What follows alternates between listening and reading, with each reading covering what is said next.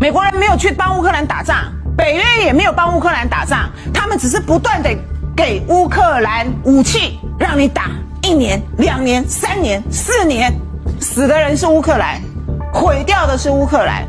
你看看整个乌克兰满面疮痍，几乎夷为平地，一整代的年轻人已经在战场上面消失了，还在打，打了以后有打赢俄罗斯吗？普丁有下台吗？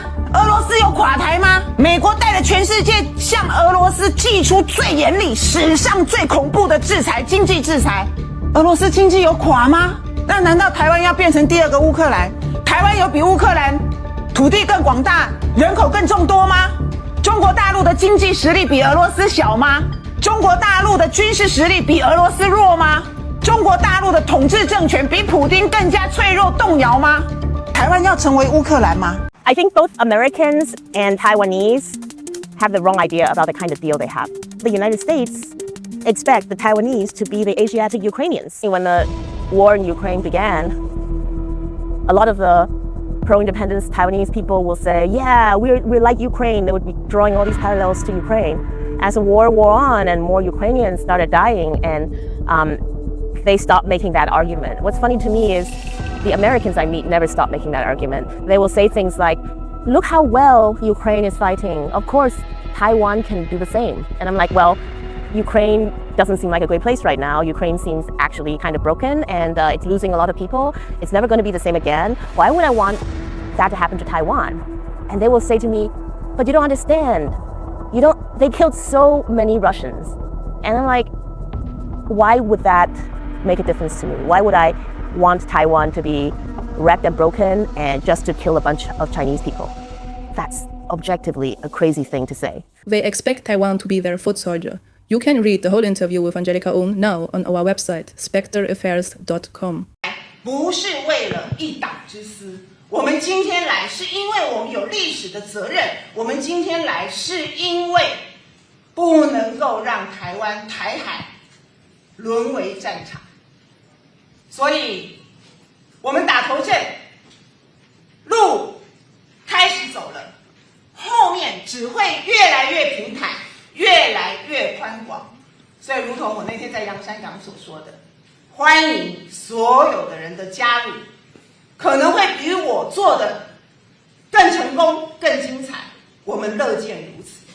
因此今天我想双方国共两党的领导人能够在全世界都非常悲观的时刻，对于两岸关系甚至不敢抱有期待的时刻，证明了给大家看，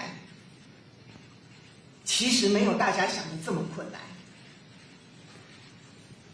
因此刚刚我认为在交流的时候还有一点跟习总书记比较契合的，就是I don't want my kids living under Chinese rule anywhere in the world. Well, your kids can stay where they are, but I think a lot of kids in China are enjoying growing in China right now, and China's been far more effective at driving people out of poverty, and it's also whipping America's industrial ass. China doesn't have masses of homeless people on the streets of its city.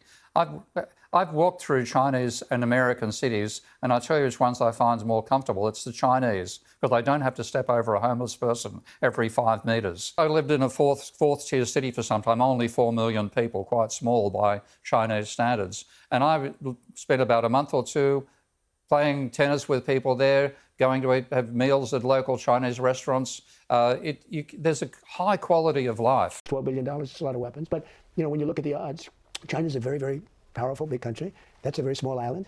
It's, think of it, it's 59 miles away, 59 miles. We're 9,500 miles away. That's a little bit of a difficult problem.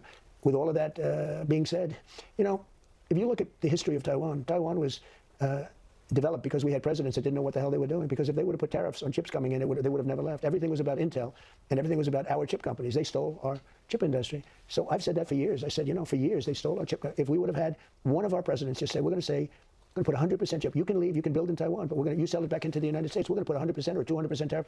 We would have never lost the chip. We lost the chip industry. It's all coming back. And I do say this, Taiwan would be very smart to cool it a little bit. China would be very smart to cool it a little bit. They ought to both cool it. On AI.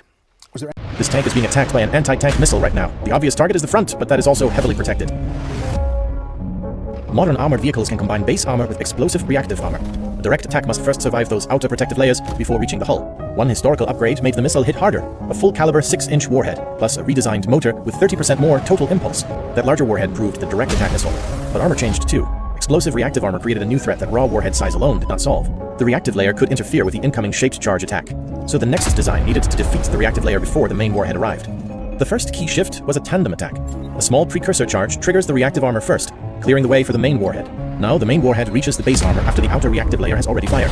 Direct attack becomes far more effective against ERA-equipped targets. But direct attack still approaches the tank through heavily protected sectors. The upper surfaces remain among the vehicle's most vulnerable and least protected areas. The Army's lethality program examined both direct attack and top attack. In 1986, analysis selected the top attack approach for the new configuration. The missile now flies slightly above the target. A dual-mode sensor detects the tank, then 2 explosively formed penetrators fire downward from above. This top attack version did not replace the tandem direct attack missile. The Army fielded both, giving the same weapon family 2 complementary attack mechanisms. This is the BGM-71F TOW-2B. Its flyover shoot-down design attacks armor from above with 2 downward-firing explosively formed penetrator warheads.